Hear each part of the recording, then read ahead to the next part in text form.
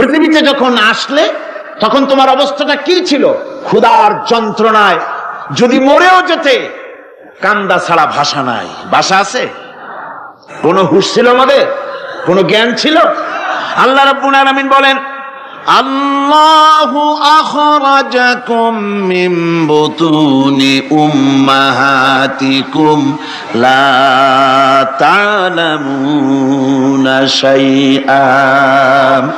মায়ের গর্ভ থেকে এমন অবস্থায় বের করে এনেছি যখন তোমার কোনো হুঁশ নাই, জ্ঞান নাই, কথা বলতে পারো না, পায়খানার ভিতরে পড়ে থাকো, ট্যাটা করে কান্দা ছাড়া পথ নাই, পানির পিপাসায় গলা শুকায় যায়, কান্দা ছাড়া পথ নাই, মনের তোমার মুখের কোনো ভাষা নাই কান্না ছাড়া। আমি তোমার এমন আল্লাহ, আমি তোমার এমন স্রষ্টা, আমি তোমার এমন রব। তোমার ভাষা নাই বলে মায়ের কলিজার ভেতরে আমি তোমার প্রতি এক দুর্বিনীত মহব্বত পয়দা করে দিয়েছি। তোমার কান্না তোমার মায়ের বুকের মধ্যে শেল বিঁধে যায়। তুমি যখন কাঁদো, কান্নার আওয়াজ যখন মায়ের কানে চলে যায়, হাজারো কাজ ফেলে মা দৌড়াইয়া বাচ্চারে কোলে নেয়। কি খাবে কেউ তৈরি করে না। আল্লাহ রাব্বুল আলামিন বলে, বান্দারে, দুনিয়ায় আসার আগে তুমি কি খাবে, খাবারের বন্দোবস্ত আমি আল্লাহ করেছি, আমি এমন স্রষ্টা। তুমি দুনিয়া আসার 6 মাস আগে তোমার মায়ের বুকের ওপরে তোমার খাদ্য গরম করে আমি আল্লাহ রিজার্ভ করে রেখে দিয়েছি। সেই খাদ্য শুধু খাদ্য নয়, রোগের প্রতিষেধক, এটা ওষুধ। আজ বিজ্ঞানীরা, চিকিৎসা বিজ্ঞানীরা বলছেন, মায়ের দুধ সন্তানের খাদ্যের, মায়ের দুধের চাইতে কোনো বিকল্প কিছুই নাই। সন্তান পৃথিবীতে এলে মায়ের প্রথম দুধটা, গ্রামে গঞ্জে অশিক্ষিত এলাকায় প্রথম দুধটা ফেলে দেয়। এটাকে মনে করে এটা খারাপ, এটা খাওয়াতে নাই, তাহলে ধনুষ্টঙ্কার হবে, হাবিজাবি কথা বলে। আল্লাহ দুধ বানাইছে বাচ্চার ধনুষ্টঙ্কার হওয়ার জন্য। মায়ের ওই প্রথম দুধটা হচ্ছে সন্তানের জন্য সমস্ত রোগের প্রতিষেধক। সে ছিল পেটের ভিতরে একটা কাভারের মধ্যে, ওখানে কোনো জার্ম ছিল না, কোনো রোগ জীবাণু ছিল না।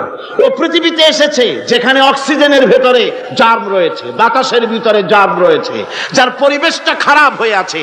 মানুষের শ্বাস প্রশ্বাসে, নিঃশ্বাসে হাজারো রোগ জীবাণু ঘুরছে। এই রকমের একটা পৃথিবীতে এসেছে। আসার পরে কচি স্বাস্থ্য, কচি শরীর, কচি হার্ট, কচি লাংস, সেটাকে প্রতিরোধ করবে কি করে? সেজন্য আল্লাহ পাক মায়ের দুধের ভিতরে সমস্ত রোগের প্রতিষেধক দিয়ে দিয়েছেন। সুবহানাল্লাহ। আজকের বিজ্ঞানীরা তা স্বীকার করেছেন। অনেক মা তার সন্তানকে দুধ দেন না, নিজের শরীর স্বাস্থ্য ভালো রাখার চিন্তা করে বাচ্চাকে দুধ খাওয়ান না। এটা অত্যন্ত নির্মম কাজ। বাচ্চাকে দুধ খাওয়ালে বাচ্চার সাথে মায়ের মহব্বত বাড়ে। ইউরোপে, আমেরিকায় মাকে মা বলে ডাকে না, বাপকে শ্রদ্ধা করে না, সম্মান করে না। তার কারণ সেখানে মায়েরা তার সন্তানদেরকে কোলে নেয় না, সন্তানদেরকে ফিডার খাওয়ায়।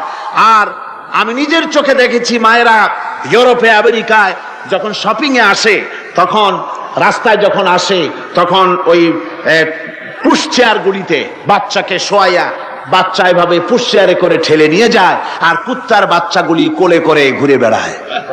কুত্তার বাচ্চা কোলে নেয়, নিজের বাচ্চা পুশ চেয়ারে করে ঠেলে।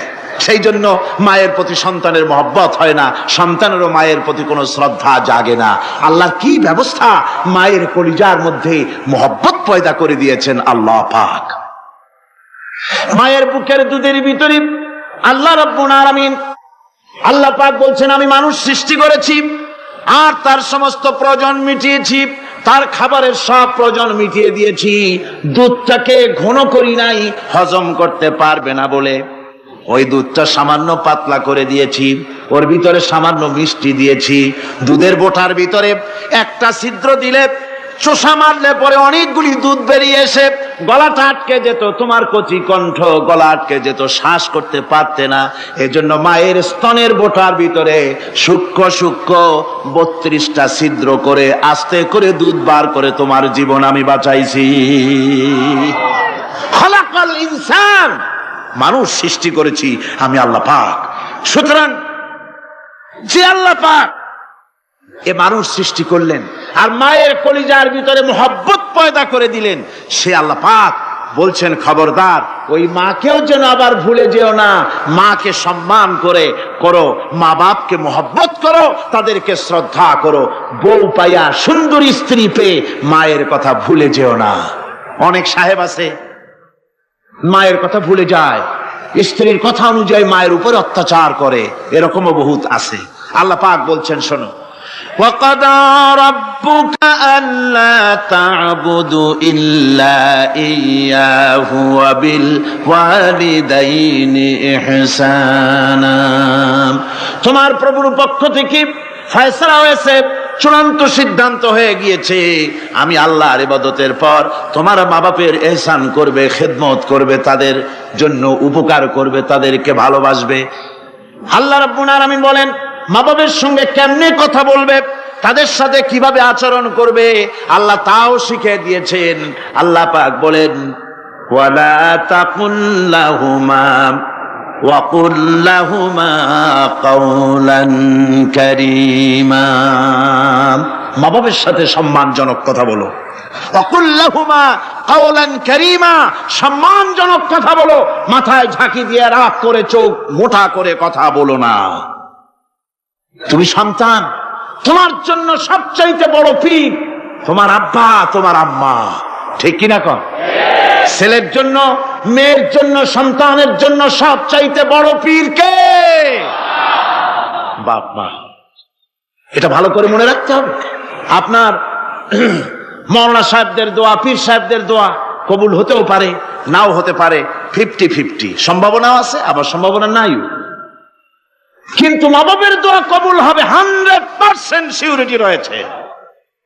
রাসূলুল্লাহ বলেছেন 3 জনের দোয়া কবুল হবে, মুস্তাজাবুদ দাওয়াত। কয়জনের দোয়া কবুল হবে? আল্লাহ রাব্বুল আলামিনের হাবিব বলেন 3 জনের দোয়া কবুল হবে আল্লাহর দরবারে। তার মধ্যে একজন হলেন মাজলুম ব্যক্তি, যে ব্যক্তি অত্যাচারিত, যে ব্যক্তি মুসাফির, প্রবাসী, তার দোয়া কবুল হবে। আর মা বাপ যদি সন্তানের জন্য দোয়া করে, ওই দোয়া আল্লাহ রব্বুল আলামিনের দরবারে মঞ্জুর হয়ে যায়। আল্লাহ রব্বুল আলামিন মা বাপ সম্পর্কে বলেন, মা বাবের জন্য আমার কাছে দোয়া করবি বান্দারা, আমার কাছে দোয়া করবি। দোয়াটা আল্লাহ পাক শিখাচ্ছেন, রব্বিরহামহুমা কামা রব্বায়ানি সাগীরা। পড়েন সবাই, রব্বিরহামহুমা কামা রব্বায়ানি সাগীরা। একটু জিকির করেন লা ইলাহা, একটা ফ্যান আনতে হবে মাস্ক। লা ইলাহা ইল্লাল্লাহ, লা ইলাহা ইল্লাল্লাহ, লা ইলাহা ইল্লাল্লাহ, লা ইলাহা ইল্লাল্লাহ মুহাম্মাদুর রাসূলুল্লাহ। আমার ভাইরা, আল্লাহ পাক শিখাচ্ছেন, বান্দা তোর মা বাপের জন্য আমার কাছে দোয়া কর। আল্লাহ রাব, আয় আমার প্রভু, আমার মা বাপ যেমন ছোটবেলায় আমাকে স্নেহের কোলে লালন পালন করেছে, আয় আমার আল্লাহ তুমি আমার মা বাপকে তোমার রহমতের কোলে লালন পালন করো। আল্লাহ শিখাই দিয়েছেন। আমার ভাইরা, প্রত্যেক নামাজের পরে এই দোয়াটা ভুলে যাবেন না। ভুলে যাবেন? ভুলে যাবেন? আমার ভাইয়েরা, আমার বোনেরা, সবাই প্রত্যেক নামাজের পরে পড়বেন রব্বিরহামহুমা কামা রব্বায়ানি সাগীরা। এই দোয়া করতে কেউ ভুলে যাবেন না। আল্লাহ রাব্বুল আলামিন বলে, বান্দারে وَوَصَّيْنَا الْإِنسَانَ بِوَالِدَيْهِ إِحْسَانًا حَمَلَتْهُ أُمُّهُ كُرْهًا وَوَضَعَتْهُ كُرْهًا। আল্লাহ পাক বলেন, আমি পৃথিবীর সমস্ত মানব মণ্ডলীকে উপদেশ দিয়েছি, মা বাপকে সম্মান করো, শ্রদ্ধা করো, তাদের উপকার করো। তার কারণ হলো তোমার মা তোমাকে গর্ভে ধারণ করেছে অত্যন্ত কষ্টের সাথে।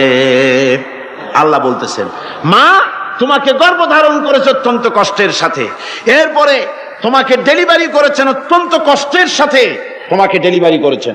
আমার ভাইয়েরা, জনাব অধ্যাপক মফিজুর রহমান সাহেব আমাকে বলছেন যে মাহফিলের চতুর্দিকে তার কাছে ওনাদের কাছে রিপোর্ট এসেছে এক শ্বাসরুদ্ধকর পরিবেশ সৃষ্টি হয়ে গিয়েছে।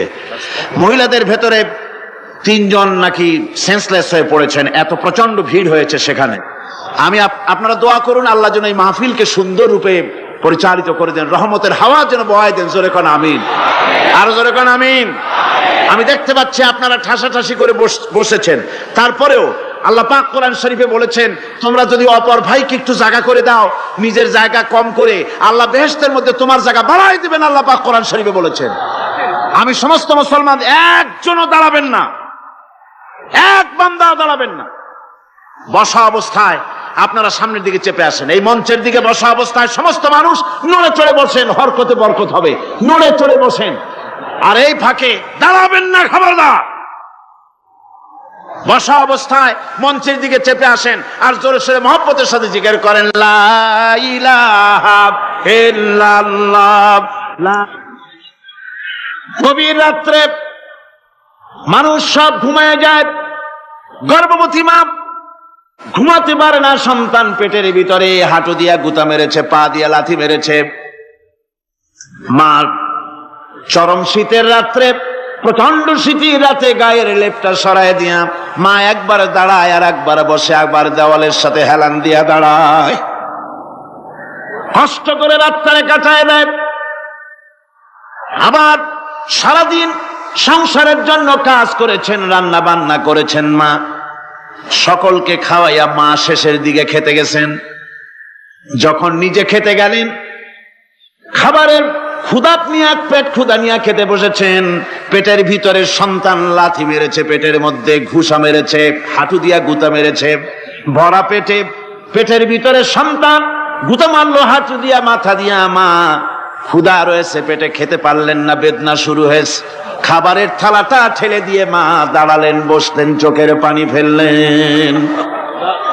এভাবে করে মা একটা দুইটা দিন নয়, 10টি মাস পর্যন্ত সন্তানটাকে পেটের মধ্যে নিয়ে, একটা জীবিত মানুষ আর একটা জীবিত সন্তান পেটের মধ্যে নিয়ে নড়াচড়া করছেন, চলাফেরা করছেন।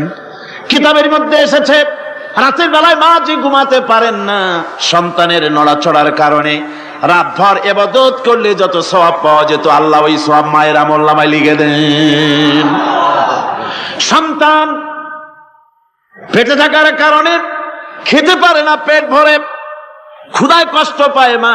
এই জন্যে 10 মাস ধরে রোজা রাখলে যে সওয়াব হতো আল্লাহ রাব্বুল আলামিন মায়ের আমলনামায় রোজার সওয়াব লিখে দেন। 10 মাস পুরে গেল, সন্তান ডেলিভারির সময় চলে এলো। মায়ের মন বিমর্ষ, সন্তান ডেলিভারি হবে, না জানি মরে যায় নাকি, না জানি অপারেশন লাগে নাকি, কি অবস্থা হবে। মা খেতে পারে না, মুখটা শুকায়া যায়। ডেলিভারির সময় যখন আসে, মাবাবের কাছ থেকে বিদায় নিয়ে যায়, স্বামীকে একান্তে গোপনে ডেকে নিয়ে বলে, প্রাণের স্বামী, দীর্ঘদিন একসঙ্গে ঘর কন্যা করেছি, অপরাধ হয়ে যেতে পারে, আমারে মাফ করে দিও। আমার মনে হয় এবার আমি আর বাঁচবো না। সংসার থাকলো, চাবি থাকলো, সব বুঝে নাও, আমারে মাফ করে দিও। মা চলে গেল সতিকা গৃহে, ক্লিনিকে চলে গেল, অপারেশন থিয়েটারে চলে গেল, অথবা ডেলিভারির জায়গায় চলে গেল। ডেলিভারি পেইন শুরু হয়ে গেল, বেদনা শুরু হয়ে গেল। এক একটা বেদনা যেন মায়ের এক একটা মৃত্যু যন্ত্রণা শুরু হয়ে যায়। এমন যন্ত্রণা, প্রসব বেদনা দুনিয়ার ভুক্তভোগী মা ছাড়া আর কেউ জানে না। এই চরম বেদনার ভেতর দিয়ে, চরম কষ্টের ভিতরে মা যখন একটা বাচ্চা প্রসব করলো, জিহাদের ময়দানের মতো মা রক্তাক্ত হয়ে গেলেন, সন্তান দুনিয়ায় এলো। মা তখন অস্থির থাকেন। এত বড় বিরাট কষ্টের ভিতরে আল্লাহ রাব্বুল আলামিন বলেন, সন্তান যখন ডেলিভারি হয়ে গেল, মায়ের মনের ভিতরে আমি তখন এই ফিলিংস, এই টেন্ডেন্সি জাগ্রত করে দিই, দেখ কি হয়েছে। মা তখন দেখতে চায় কি হয়েছে। মায়ের সামনে যখন এত কষ্টের, হৃদয় বিংড়ানো, কলিজার 32টি নারী ছেঁড়া যন্ত্রণার সন্তান যখন মায়ের চোখের সামনে আসে, আল্লাহ পাক বলেন, মা যখন তার ছেলের মুখের দিকে তাকায়, মেয়ের মুখের দিকে তাকায়, আল্লাহ বলেন 10 মাসের পেটে ধরা কষ্ট আর ডেলিভারির সব কষ্ট মায়ের মন থেকে মুছে ফেলে দেই। আল্লাহ রাব্বুল আলামিন বলেন, খবরদার দুনিয়ার মানুষ, এমন মায়ের সাথে নাফরমানি করবি না, এ মায়ের সাথে নাফরমানি করবি না, মাকে সম্মান করবি, মার কাছে দোয়া চাবি। দুনিয়ায় যদি সম্মান চাও, রিজেক্ট চাও, মায়ের পায়ে ধরে কাঁদো। মায়ের জাতি অনেক সম্মান তার। রাসূল করিম সাল্লাল্লাহু আলাইহি সাল্লামকে প্রশ্ন করা হয়েছে, হুজুর খেদমত করবো কার? হুজুর কয় মায়ের। তারপরে কার? হুজুর কয় মায়ের। তারপরে কার? হুজুর বলেন মায়ের। তারপরে কার? তোমার পিতার। 3 গুণ। তোর মায়ের মর্যাদা 3 গুণ বেশি, তোর বাপের চাইতে মর্যাদা বেশি। সুবহানাল্লাহ পড়ে। আর আজকে ইসলামের শত্রুরা তারা বলে যে ইসলাম নারীর অধিকার আদায় করে নাই। নারীর অধিকার ইসলাম দেয় নাই তো কে দিয়েছে? আমার বন্ধুগণ, বিশ্বনবী জনাব মুহাম্মদ রাসূলুল্লাহ সাল্লাল্লাহু আলাইহি ওয়াসাল্লাম মসজিদে নববীর ভিতরে বসে আছেন। এক বৃদ্ধা মহিলা মসজিদের মধ্যে প্রবেশ করলেন। হুজুর বৃদ্ধাকে দেখে দাঁড়ায় গেলেন। বিশ্বনবী বুড়ি মেয়ে লোককে দেখে দাঁড়ায় গেলেন। আল্লাহর নবী বুড়িকে দেখে দাঁড়ালেন। বুড়ি যখন কাছে এলেন, আল্লাহর নবী নিজের গায়ের চাদর বুড়ির জন্য বিছায়া দিলেন। বুড়ি বসলেন। এরপরে কথাবার্তা সারার পর বুড়ি যখন বিদায় হবেন, হুজুর আবার দাঁড়ালেন। বুড়ি মহিলা চলে গেলেন। সাহাবায়ে কেরাম বলেন, ইয়া রাসূলুল্লাহ, কিছুই বুঝলাম না, একজন বৃদ্ধা মহিলার জন্য বিশ্বনবী দাঁড়ান আর গায়ের চাদর বিছান, আমরা বড় আশ্চর্য হয়ে গেলাম। নবীজি বলেন, ও আমার সাহাবীরা, তোমরা জানো না, এই মহিলা কি চিনতে পারো নাই? আমি আমার মায়ের দুধ আমার জীবনে কিসমতে তেমন হয় নাই। আমি আমার মায়ের দুধ তেমন কিসমতে পাই নাই। যার বুকে দুধ খেয়ে, যার কোলে কাখে চড়ে আমি বড় হয়েছি, আমার সেই দুধ মা, ইনি হযরতে হালিমাতুস সাদিয়া, আমার সেই দুধ মা। রাসূলুল্লাহ নিজে সম্মান দিয়েছেন মায়ের। খবরদার মাকে অসম্মান করবেন না, মাকে সম্মান করবেন, মাকে শ্রদ্ধা করবেন। আমার বন্ধুগণ, আলেম ওলামা পীর বুজুর্গদের জন্য হাদিয়া তো দেন, আপনারা কোনো নিষেধ নাই, দেন। হাদিয়া দেওয়াও সুন্নত, নেওয়াও সুন্নত, দিবেন, আমি কোনো নিষেধ করি না। কিন্তু আমি বলতে চাই, পীর বুজুর্গদের কাছে, আলেম ওলামাদের কাছে হাদিয়া দিয়া আল্লাহরে যত না খুশি করতে পারবেন, এই ডালিম বেদানার মৌসুমে বেদানা একটা ভেঙে নিজ হাতে যদি মায়ের মুখে তুলে দেন, আল্লাহর আরশ খুশি হয়ে যাবে, আল্লাহর আরশ আজিম খুশি হয়ে যাবে, আল্লাহ পাক খুশি হয়ে যাবেন। মায়ের খাওয়াও, বাপকে খাওয়াও, তোমার সবচেয়ে বড় পীর তিনি। সুবহানাল্লাহ পড়ে, সুবহানাল্লাহ। মা বাপ যদি একটু দোয়া করে দেয়, তোমার জিন্দেগির কাম শেষ। একটু বদদোয়া করলে জাহান্নামে যাবা। কোন পীর সাহেব বদদোয়া করলে জাহান্নামে যাবে এমন কথা নয়। কোন মাওলানা বদদোয়া করলে দোজখে যাবে এমন কথা নয়। রাসূল বলেছেন, হুমা জান্নাতুকা ওয়া নারুকা। মা বাপ তোমার বেহেশত, মা বাপ তোমার জাহান্নাম। মা বাপ যদি অসন্তুষ্ট হয়, দোজখে যাবি, আর মা বাপ যদি খুশি, আল্লাহর জান্নাতে চলে যাবি। সুবহানাল্লাহ, সুবহানাল্লাহ, সুবহানাল্লাহ। মায়ের পায়ের তলে তোর বেহেশত। আমরা পুরুষ, আমাদের গত বছরও বলেছি, আমরা পুরুষ, আমাদের পায়ের তলে জুতা। আমাদের পায়ের তলে কি? শুধু জুতা। আর আমার মা, আমার মায়ের জাতি যারা এই প্যান্ডেলে বসে আছেন, আমার মায়েরা, বোনেরা, মায়ের জাতি যারা পৃথিবীতে, মায়ের জাতির পায়ের তলে আল্লাহর বেহেশত। সুবহানাল্লাহ। নারীর মর্যাদা ইসলাম দেয় নাই, কে দিয়েছে? আল্লাহ দিয়েছেন, আল্লাহর রাসূল দিয়েছেন।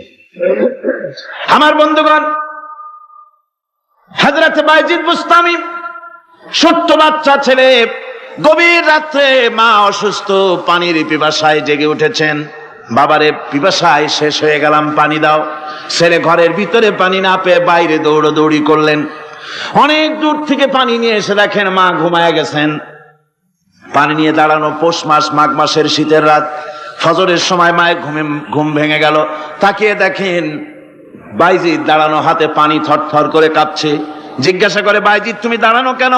ছোট্ট বাচ্চা বলে, মা পানি চেয়েছিলে তুমি গভীর রাত্রে, পানি ঘরে ছিল না, অনেক দূর থেকে আনতে হয়েছে। মা বলছে, ঘুমাও নাই কেন গ্লাস থুইয়া? বাচ্চা বলে, ঘুমাই নাই। তুমি যদি আবার পানি চাও, সময় মতো যদি দিতে না পারি, মা তোমার কষ্ট হবে, এই জন্য ফজর পর্যন্ত আমি দাঁড়ায় আছি, কখন তুমি পানি চাও। মা হাতের থেকে পানি নিয়ে পান করলেন। বাইজিদকে বিছানার উপরে আরাম করে কম্বল দিয়ে ঘুম পড়াইয়া দিলেন। হযরতে বাইজিদের মা উযু করে ফজরের নামাজ পড়ে সিজদায় চলে গেলেন। চিৎকার মেরে কেঁদে বলেন, আমার রব, আমার আল্লাহ, আমি আমার বাইজিদের মা, আমি মা হয়ে বাইজিদের জন্য দোয়া করি। বাইজিদ আমার জন্য আজকে যা করেছে, আমি মা, আমার কলিজা ঠান্ডা হয়ে গেছে। হায় আল্লাহ, আমি বাইজিদের জন্য দোয়া করি, তুমি তাকে সুলতানুল আরিফিন বানাইয়া দিও। মঞ্জুর হয়ে গেল আল্লাহ পাকের কাছে দোয়া। আমার ভাইরা, আল্লাহ পাক বলছেন, খবরদার আমার ইবাদতের পরে মা বাপ, আল্লাহর ইবাদতের পরে কারা? মা বাপকে সম্মান করো, শ্রদ্ধা করো, মোহাব্বত করো, কিসমত খুলে যাবে, কিসমত খুলে যাবে। মা বাপকে সম্মান করো। হযরত আবু হুরায়রা রাদিয়াল্লাহু তাআলা আনহু রাসূলের সামনে এসে কাঁদতেছেন। হুজুর বলছেন, আবু হুরায়রা কাঁদো কেন? কাঁদো কেন? রাতের বেলা কাঁদো কেন? হযরত আবু হুরায়রা বলছেন, হুজুর আমাকে মা মেরেছেন। হুজুর বলছেন, মা মারলো কেন? কোন অপরাধ করেছো? কোন গোস্তাখি করেছো? আবু হুরায়রা বলছেন, না হুজুর, কোন গোস্তাখি করি নাই, তবে মারলো কেন? হযরত আবু হুরায়রা বলছেন, হুজুর আমি আপনার দরবার থেকে ফিরতে রাত হয়ে গিয়েছিল। মা জিজ্ঞেস করলেন, আবু হুরায়রা এত রাত্রে কোথায় ছিলি? বললাম, আমি ছিলাম যে কদম চুমতে পারলে দুনিয়া ধন্য হয়, সেই দরবারে নববীর কদম মোবারক থেকে আসতে আমার দেরি হয়েছে। আমার মা মুশরিকা, আপনার নাম শুনে তার গায়ে আগুন জ্বলে উঠলো, আমাকে ধরে মারা আরম্ভ করলো। বলল, হয় আমার বাড়ি ছাড়বি, আর না হয় মুহাম্মদ সাল্লাল্লাহু আলাইহি ওয়াসাল্লামের দরবার ছাড়বি। আমি বললাম, আমার মা, তুমি বুড়ি মানুষ, তোমার গায়ে যত শক্তি আছে সমস্ত শক্তি দিয়ে আমারে পিটাও, আমারে মারো। মারতে মারতে আমাকে বাড়ি থেকে তুমি বের করে দাও। তোমার বাড়ি শুদ্ধ, তাম দুনিয়া ছেড়ে দিতে পারি, আল্লাহর নবীর কদম মোবারক ছেড়ে দিতে পারি না। হুজুর, আমার মা আমাকে গলা ধাক্কা দিয়ে বের করে দিয়েছেন। হুজুর বলছেন, আবু হুরায়রা তোমার মা তোমাকে মেরেছে, তুমি আমার কাছে নালিশ করছো? আমার তো এখানে ইন্টারফেয়ার করার কিছুই নেই। সুবহানাল্লাহ, সুবহানাল্লাহ। মা তোমাকে মেরেছে, এখানে আমার করার কিচ্ছু নাই। বিশ্ব নবী বলছেন, এত বড় পাওয়ারফুল নবী, লেজিসলেটিভ পাওয়ার, সারে আল্লাহ তাকে বানিয়েছেন শরীয়ত প্রণেতা। কোরআন শরীফ, কোরআন শরীফে শুধু হালাল ও হারামের, হালাল এবং হারামের, বৈধ এবং অবৈধের সীমারেখা শুধু কোরআনই ঠিক করেন, রাসূলের জন্য আল্লাহ ছেড়ে দিয়েছেন। আল্লাহ রাসূলও হারাম, হালাল এবং হারামের বৈধতা অবৈধতার সীমারেখা নির্ধারণ করেছেন। এত বড় ক্ষমতা তার, এত বড় পাওয়ারফুল বিশ্বনবী, তিনি বলছেন মা মেরেছে, আমার করার কিছু নাই। চিন্তা করেন কত বড় কথা, এ কথা লোড কত। হযরত আবু হুরায়রা বলেন, ইয়া রাসূলুল্লাহ, মা মাকে মেরেছেন, আমি আল্লাহর নবীর কাছে মায়ের বিরুদ্ধে নালিশ করতে আসি নাই। বললেন, কেন এসেছো? হযরত আবু হুরায়রা বলেন, হুজুর এসেছি একটা কারণে, আমি জানি আল্লাহ নবী যদি আল্লাহর দরবারে হাত উঠায়া কোনো জিনিস বলে, আল্লাহ রাব্বুল আলামিন সঙ্গে সঙ্গে মঞ্জুর করে নেন। হুজুর আমি এসেছি, মেহেরবানি করে দোয়া করুন আমার মাকে যেন আল্লাহ হেদায়েত নসিব করে দেন। আল্লাহ নবী হাত উঁচু করে বললেন, আল্লাহুম্মা হিদি উম্মা আবি হুরায়রা, আয় আল্লাহ আমি দোয়া করি আবু হুরায়রার মাকে তুমি হেদায়েত নসিব করে দাও। রাসূলুল্লাহ দোয়া করছেন আর আবু হুরায়রা সমানে দৌড়াচ্ছেন। তিনি দৌড়াচ্ছেন, পিছন থেকে কয়েকজনে আবু হুরায়রার জামা টেনে ধরেছে, দৌড়ক। তাদের জানা আবু হুরায়রা খুব ভদ্রলোক মানুষ, কোন ঝড় ঝামেলার মধ্যে থাকে না, রাগ শাক করে না, চিৎকার মারে না, দৌড় মারে না, এত ভদ্র শরীর, দৌড়ায় কেন? না জানি কোন বিপদ বুঝি ঘটে গেছে। পিছন থেকে জামা টেনে ধরে বলে দৌড়াও কেন? হযরত আবু হুরায়রা জামা সাহাবীর হাত থেকে ছিনায় নিয়ে বলেন, জামা ছেড়ে দাও, আমাকে দৌড়াতে দাও। আমি দৌড়াইয়া বাড়ি যে দেখতে চাই, আমি দৌড়াইয়া আগে আমার বাড়ি পৌঁছতে পারলাম না, আমি যাওয়ার আগে আমার আল্লাহর নবীর দোয়া আমার বাড়ি পৌঁছে গেছে, আমি এইটা দেখতে চাই। হযরত আবু হুরায়রা বাড়িতে গিয়ে দরজা নক করলেন, ভেতর থেকে আওয়াজ এলো, কে?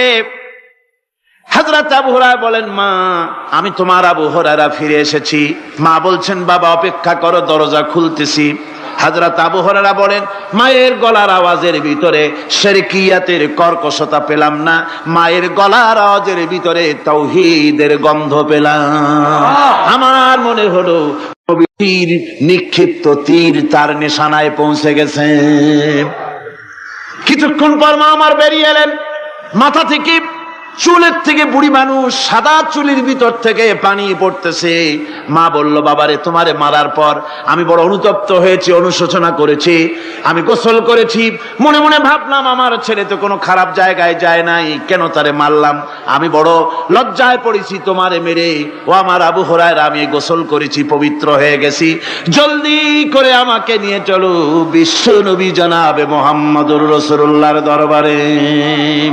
হযরত আবু হুরায়রা মা ঘোষণা করলেন, আশহাদু আল্লা ইলাহা ইল্লাল্লাহু ওয়াহদাহু লা শারীকা লাহু ওয়া আশহাদু আন্না মুহাম্মাদান আবদুহু ওয়া রাসূলুহু।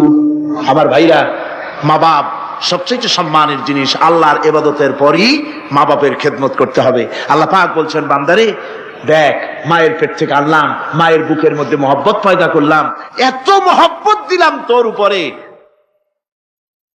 যে কোনো বিদেশে যান, যেখানে যান, বাড়িতে ফিরলে পরে সকলে, ছেলে মেয়ে ভাই বোন সবাই দেখবে সুটকেসে আমার জন্য আনছে কি, সবাই চিন্তা করবে আমার জন্য কি এনেছে। একমাত্র মা সন্তানের মুখের দিকে তাকাবে, কখন খাইছে সে। সুবহানাল্লাহ, সুবহানাল্লাহ, আমার বাসার মুখখানা শুকনা, তুই বুঝি আজকে কিছু খাইস নাই। বিদেশে যেসব সন্তান থাকে, মা কাটা কবুতরের মতো ছটফট করে।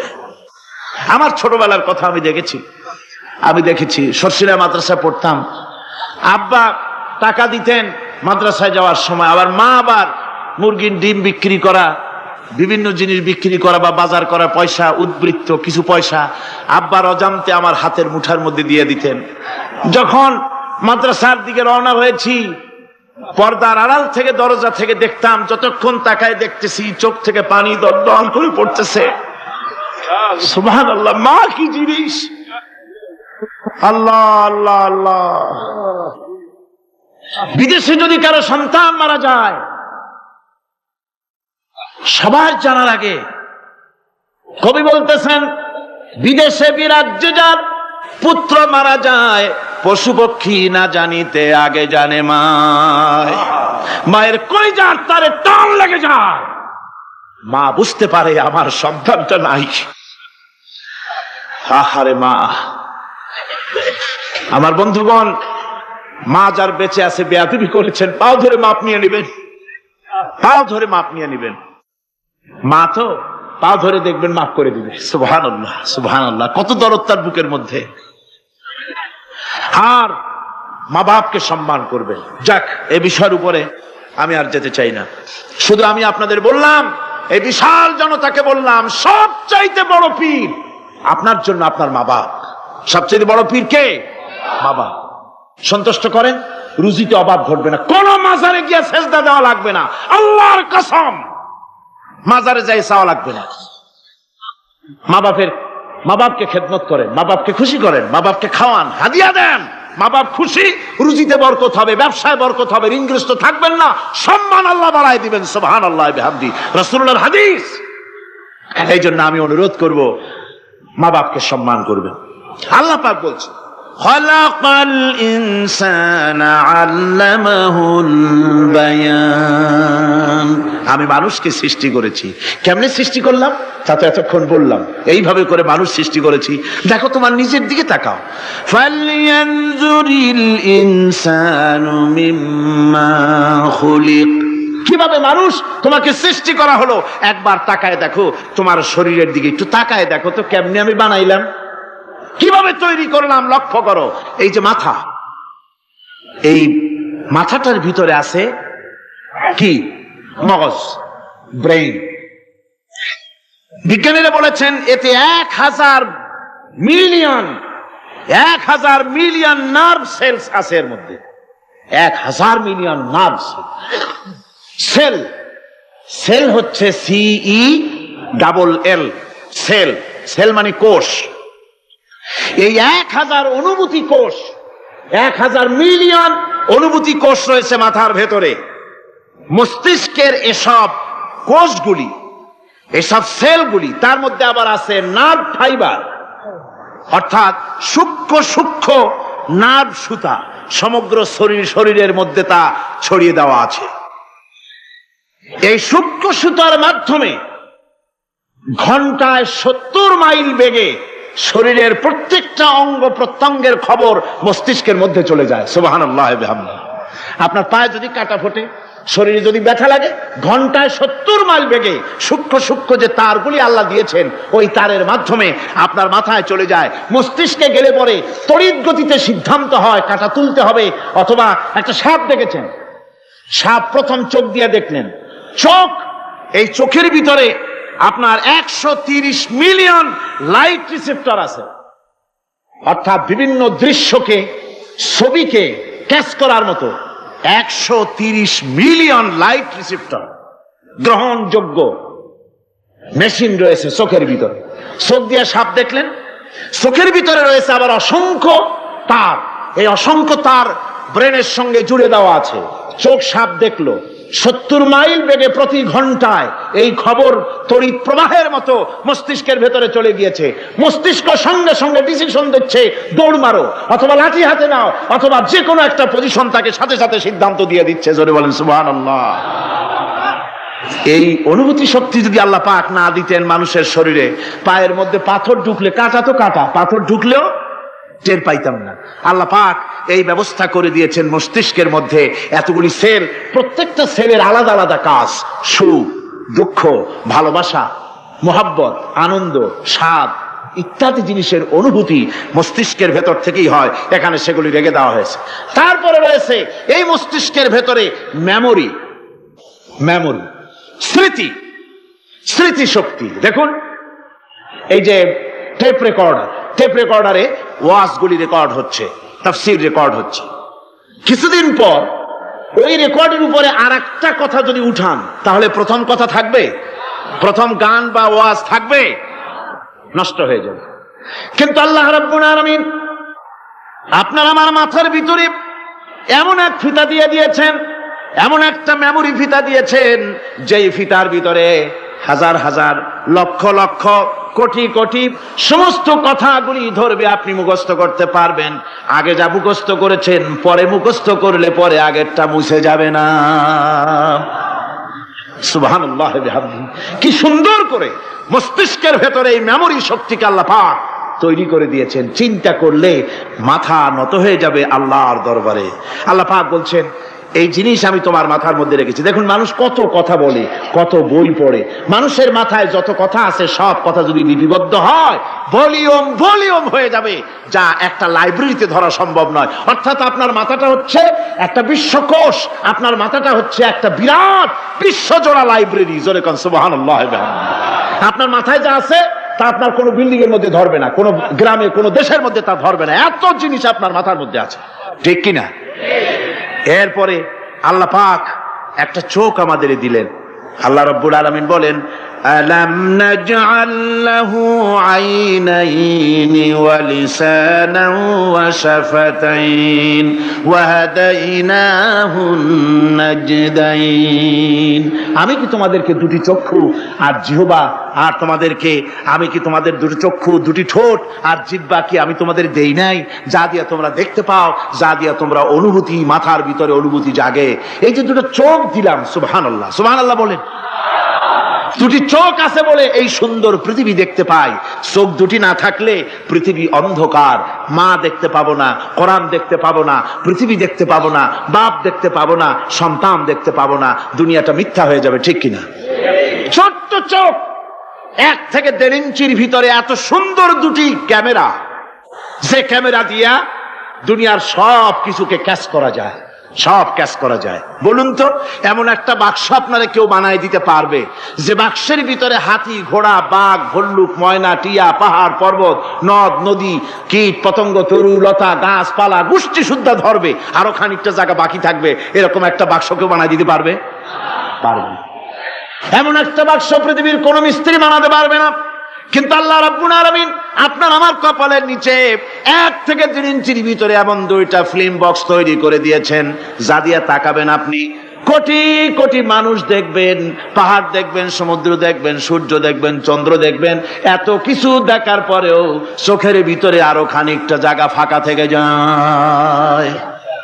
কি বিরাট নিয়ামত এই চোখ আল্লাহ পাক আমাদেরকে দান করেছেন। এই চোখকে হেফাজতের জন্য আবার চোখের উপরে সানসেট তুলে দেওয়া আছে, সানসেট ভুরু, আল্লাহ ভুরু লাগায় দিয়েছেন, নিচে একটু হাড় জায়গায় দিয়েছেন, উপরে সানসেট, ভেতরে চোখ, যাতে করে বল এসে লাগলে পরে চোখটা গলে না যায়, আছাড় খেলে পরে চোখটা গলে না যায়, চোখটাকে সেফ সাইডে রেখে দিয়েছেন আল্লাহ পাক সুবহানাহু ওয়া তাআলা। আল্লাহ পাকের কাছে শুকরিয়া তো আদায় করলাম না, আদায় করি। আসুন পড়ি আমরা সবাই, আলহামদুলিল্লাহি রাব্বিল আলামিন। আল্লাহ পাক বলেন, আলাম নাজআল লাহু আইনাইনি ওয়া লিসানান ওয়া শাফাতাইন। জিহ্বা দিলাম আমি তোমাকে, এই জিহ্বার ভিতরে 3000 আস্বাদন স্তর আছে। বিজ্ঞানীরা বলেছেন একটা জিহ্বার মধ্যে 3000 আস্বাদন স্তর আছে। প্রত্যেকটা স্তরের সাথে মস্তিষ্কের সাথে তার লাগানো আছে। জিহ্বায় সব জিনিসের টেস্ট নেবেন আর তার অনুভূতি, তার স্বাদটা ওখানে টের পাবে মস্তিষ্কের ভেতরে। এই জিহ্বা আল্লাহ পাক দান করে দিলেন মুখের মধ্যে, সুবহানাল্লাহ বিহামদিহি। সব রকমের স্বাদ পান না একরকম? জিলাপির স্বাদ একরকম, রসগোল্লার স্বাদ আর এক রকম, ছানার স্বাদ আর এক রকম, বেলের স্বাদ একরকম, তালের স্বাদ আর এক রকম, মুরগির স্বাদ একরকম, খাসির স্বাদ আর এক রকম, লট্টা ফিশের স্বাদ একরকম, শুটকির স্বাদ আর এক রকম, কোরাল মাছের স্বাদ আর এক রকম, শাকের স্বাদ আর এক রকম। হাজার হাজার খাদ্য দ্রব্যের স্বাদ এক জিহ্বা দিয়ে আল্লাহ রব্বুল আলামিন নেওয়ার তৌফিক দিলেন। খালাকাল ইনসান, কি সুন্দর করে মানুষ বানালাম। দেখিস না, শুকরিয়া আদায় করিস না, এগুলি দেখবি আর শুকরিয়া আদায় করবি কি সুন্দর করে আমি আল্লাহ তোমাকে সৃষ্টি করেছি। শুধু তাই নয়, আল্লাহ পাক বলেন, ইয়া আইয়ুহাল ইনসানু মা গাররাকা বিরাব্বিকাল কারীম। ও মানুষ, কোন জিনিস তোমাকে ধোকায় ফেলে দিল? তোমার মহান প্রভুর ইবাদত থেকে, গোলামি থেকে কোন জিনিস তোমারে ধোকায় ফেলে দিল? কেন ধোকায় পড়ে গেলে? আল্লাহ রাব্বুল আলামিন তাই বলেন, ইয়া আইয়ুহাল ইনসানু মা গাররাকা বিরাব্বিকাল কারীম। কোন জিনিস তোমাকে ধোকায় ফেলে দিল? ওই মহান আল্লাহ রাব্বুল আলামিনের ইবাদত থেকে, গোলামি করা থেকে। কি সুন্দর করে বানালাম। আমার ভাইরা, আমার নিজের জীবনে এক দৃষ্টান্ত আমি প্রায় বলি লোকদেরকে। ছোটবেলায় মাদ্রাসা থেকে বাড়ি ফিরতেছি, তখন গয়নার নৌকা, লঞ্চ নাই, নৌকা। সেই নৌকা বিরাট লম্বা নৌকা, 4-5 জনে দাঁড় বায়, বড় বড় লম্বা লম্বা দাঁড়, ছিপ নৌকা, খুব লম্বা নৌকা। এই নৌকাগুলি প্যাসেঞ্জার বহন করে। স্টেশন আসতে পরে ঢোল পিঠায়, মানুষ এসে ওঠে। রাতের বেলায় চলতে হয়, রাতেই এগুলো চলতো বেশি, আজকাল এগুলি আর নাই। সেই নৌকার মাঝখানে থাকতো বাঁশ পোতা, 2 দিকে মানুষ শোবে, নৌকার 2 দিকে মাথা দিয়ে, 1 দিকে পা দিয়ে শোবে। ছাত্র জীবন, শুয়ে আছি এরকম করে, কিন্তু পা লম্বা করা যায় না, পা লম্বা করলে আর একজনের বুকের উপরে গিয়ে ওঠে। এভাবে করে পা কতক্ষণ গোটো করে রাখা যায়? কিছুক্ষণ পর মনের মধ্যে চিন্তা জাগলো যে আল্লাহ, হাঁটুতে তো ব্যথা করতেছে, এই হাঁটুগুলি যদি নাট বল্টুর মতো মোড়ায় মোড়ায় খোলার সিস্টেম করে দিতে, তাহলে তো এখন কষ্ট হতো না। ঠ্যাংডারে মোড়াইয়া খুলিয়া তারপরে ব্যাগের মধ্যে ভরিয়া বালিশের কাজও হতো, ঠ্যাংও ব্যথা করতো না। ছাত্র হলে যত চিন্তা মাথার মধ্যে আসে, এইসব চিন্তা কেনুর মধ্যে একটা মুড়ি পেঁয়াজ হলে ভালো হইতো।